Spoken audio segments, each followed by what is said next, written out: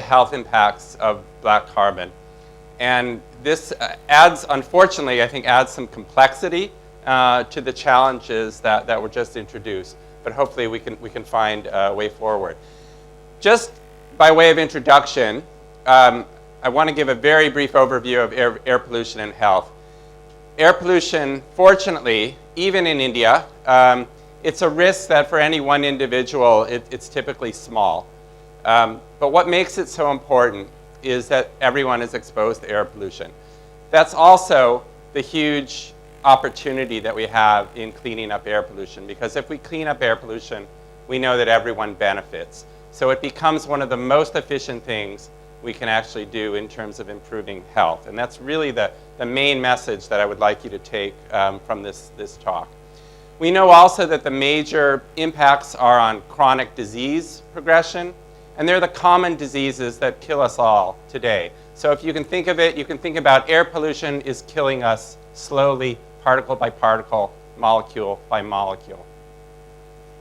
Air pollution is complicated, and this is where we get into some of the challenges. We have many, many sources of air pollution. We never breathe one source.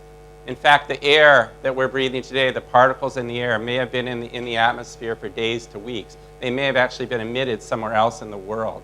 Particles that are emitted in India actually travel around the world. All of these get processed in the atmosphere, so what comes out of one source is not actually what remains in the atmosphere. And then if we think about the interactions between particles and gases, they're dynamic. So what is present at one time gets transformed into something else later in time as it resides in the atmosphere. And even when we think about particles, the mixtures in particles, there's many, many different types of particles, or even within a single particle, composed of many, many different types of pollutants. And this makes it very challenging. This is just a picture of the particulate matter concentrations in the world. Today, this is work that I've been doing as part of the Global Burden of Disease project. And you can see that India and the rest of Asia is one of the hot spots in the world. This is one of the places where the particulate matter levels are highest in the world. And again, this leads to some challenges. We can also think about changes over time. And we see also that in India, elsewhere in Asia, especially in China, that these are the places in the world where we're seeing increases in particulate matter, looking at changes from 1990 to 2013. The other side of this image, though, is that we also see that it's possible to clean up. We see, for example, this is Europe. And Europe's seen big improvements. Perhaps 10 microgram per cubic meter improvements on average across Europe over this period. Again, this shows us the opportunity, what we can do, and the benefits that we can achieve. If we clean up the air, we have now multiple studies showing that we also see health benefits. And again, the take-home message from this is if we clean up the air, it's a very, very efficient way to get health benefits. One of the most efficient ways we can do it. Clean air, you can think of it as the best drug for improved health. Thinking also about cook stoves and residential solid fuel use, we also know that this is a challenge in many parts of the world, and particularly in some of the poorest countries of the world. There has been some improvements in some parts of the world in terms of the percentage of the total population using solid fuels. But the overall, the absolute number of people is as high as it's ever been in human history. So while we've made some progress in terms of percentages, we still have many, many people using solid fuels. And in India, as Sunita said, there's been very, very slow improvement in the percentage of the population using solid fuels for cooking. And most of this has actually been changes in the urban areas and not in the rural areas. This will take a minute to explain. This is also preliminary estimates from the Global Burden of Disease 2013. This is showing the combined impacts of ambient particulate matter pollution, household air pollution from solid fuels, and ozone. And if you can think of this, this is this square, or rectangle, sorry, here is all the causes of ill health in India, and proportional. So these are the non-communicable diseases, these are injuries, and these are infectious diseases. So this is the share of the total disease in India. And then in the darker colors, this is the proportion of these common diseases attributable to these sources of air pollution.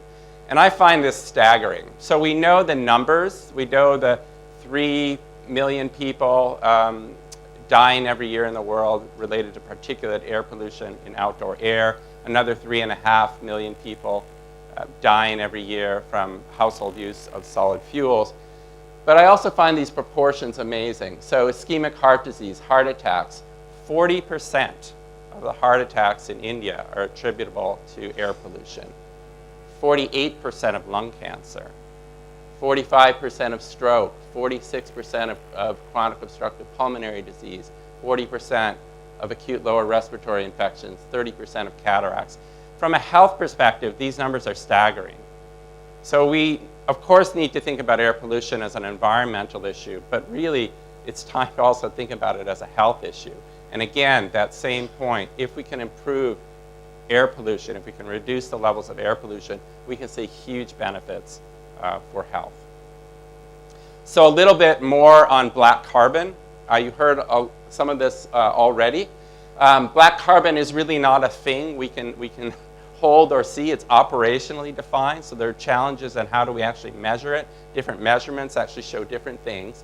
But as Sunita said, it's a product of incomplete combustion. And here are some of the major sources: diesel, household solid fuel use. We have some industrial sources. And one of the major sources globally is actually landscape fires, agricultural burning of savannas in Africa, for example. And these different sources actually produce different percentages of black carbon as a fraction of the total particulate matter that they may emit. So diesel, for example, about 75% of the particulate matter emitted from a diesel engine is black carbon. But if we think about some of these non-mobile sources, so things like household solid fuel use, landscape fires, the percentages are closer to 20%. So much lower amounts of the total particulate matter that are emitted are actually black carbon. So this may guide us in terms of our priorities if we want to think about reducing black carbon specifically. If we look at urban air pollution, typically in the US cities, between 4 and 10% of the PM 2.5 is black carbon. Some work we've done in Delhi estimates around 10% of the particulate matter in Delhi is black carbon. Josh Apte's done work looking at auto rickshaw emissions in Delhi, and that percentage is about 23%. Cook stove emissions, it really depends. It depends on the stove.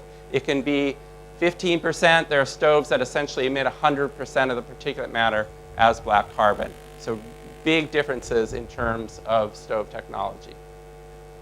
We can see here, looking at India, the proportion of total emissions of black carbon from different sources. And in India, it's dominated by industrial sources, transport sources, and especially here, the residential solid fuel use, by far the most important source of black carbon emissions in India. As was mentioned, this is a fraction of PM 2.5. Essentially, all of black carbon is in that respirable range of smaller than PM 2.5. This is an electron micrograph of a particle in Mexico City air that is essentially all black carbon. And just as an aside, we did a study a number of years ago, and we looked at actually particles in the lungs of people residing in Mexico City, and this is also what we found. So what's in the air ends up eventually in our lungs. So this is a core of elemental carbon, but it also has metals, other organics attached to the surface. And there's a belief in toxicology that black carbon may be acting as a universal carrier of other agents, toxic agents, into our bodies. What do we know about the health impacts of particulate matter constituents in total? This has been looked at in detail. I would say hundreds of millions of dollars have been spent to try and identify that silver bullet. What is it in particulate matter that is causing all of the ill health? And in general, these efforts have been unsuccessful.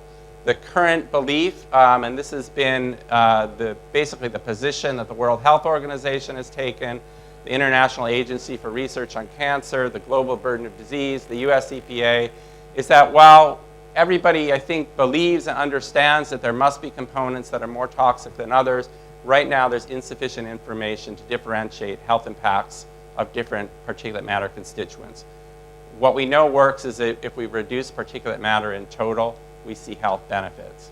We really don't know if we reduce one component or one fraction if we're going to get those same health benefits. So that's an important message. Black carbon as a component of particulate matter has been looked at extensively, so it's not as though we have not tried to understand its specific health impacts. And again, the conclusions are that black carbon represents one of the more health-relevant components, so it certainly is relevant to health, and it seems to be especially important as a marker of particulate matter in relation to cardiovascular disease. The effects of black carbon and particulate matter mass on a per microgram basis, black carbon has effects that are 7 to 8 times higher on a per microgram basis. But as I showed you, because only around 10% or less in many sources of particulate matter is black carbon, if you actually look at the relative amount, black carbon and particulate matter seem to have essentially the same effects. We know that in health studies, when we look at the effects of black carbon specifically and we adjust for the effects of particulate matter mass, the particulate matter mass effects seem to decrease, but the opposite is not true. The black carbon effects seem to remain. So again, it seems to be a better, somewhat more specific indicator of health impacts related to particulate matter pollution. I'll give you just one example from one of our studies done in Canada. So what we did was we had about 500,000 people that we were following for about 10 years. We looked to see whether they died of coronary heart disease. The reference population is a population that never lived close to a major road. The segment of the population that lived close to a major road had about a 50% increased risk of dying over that 10-year period from coronary heart disease, and this was due to black carbon. So that was the indicator that best explained this effect. But what's more impressive here is actually some of that population moved during that period. The people that moved from living close to a major road away to living farther away from a major road, their risks dropped almost down to the reference group. So if you essentially quit pollution, you get a health benefit. So this is like quitting smoking. So these people had the opportunity to, say, move from a more polluted environment to a dirtier environment, and they saw the health benefit. Not everybody can do that, but think about now moving the road from those people, which we also have examples where we do that. And again, when we looked at this in detail, this really seemed to be consistent with black carbon and not with other pollutants, not with PM 2.5, not with nitrogen oxide. So it's black carbon that was the best indicator of this effect. And the same kind of result we saw for chronic lung disease. But, as I said, this gets even more complicated. It seems as though black carbon is not always black carbon. So this is a very interesting recent study that Jill Baumgartner did in China. And she was studying women using cook stoves, measuring black carbon, measuring particulate matter, measuring many particulate matter components. And during the course of the study, a major road was actually built through this area. So there were parts of the study population that were really only exposed to particulate matter from cook stoves, and then another part of the population that had a co-exposure, cook stoves as well as traffic. And what she found was the effects of the black carbon on blood pressure was 3 times greater in the women who lived near the highway than the black carbon effects for the women who were just exposed to cook stoves. So again, whether that's black carbon or whether black carbon is an indicator of something else in the traffic exhaust plume, this adds some complications. So it's not enough, for example, to just say black carbon is what needs to be reduced. It may be black carbon is indicating particular types of mixtures. And in toxicology, as I already mentioned, black carbon does not, in fact, seem to be a direct toxic component of particulate matter, but could be a carrier of a wide variety of combustion-related chemicals. So just to wrap up, some indications. It's very clear that black carbon is an indicator of combustion-derived particulate matter, and it's a strong indicator of health impacts. We know also that reducing particulate matter and, by extension, reducing black carbon will lead to health benefits. The magnitude of those health benefits certainly depends on the magnitude of the reduction, but there's a few other things that we really also need to keep in mind. It depends also on the size of the exposed population and on their underlying health status.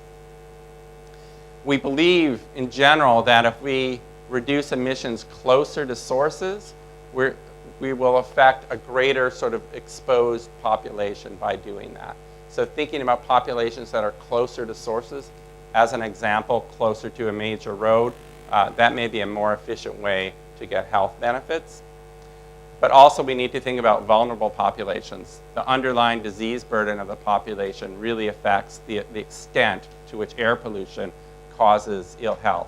So as I mentioned earlier, air pollution does not really act alone. Air pollution acts in combination with other common risk factors for these major diseases that affect us all.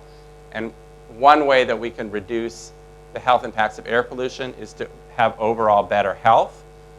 On the other hand, one way that we can have overall better health is also to reduce air pollution. We know that reducing only black carbon will still leave substantial health impacts from PM2.5.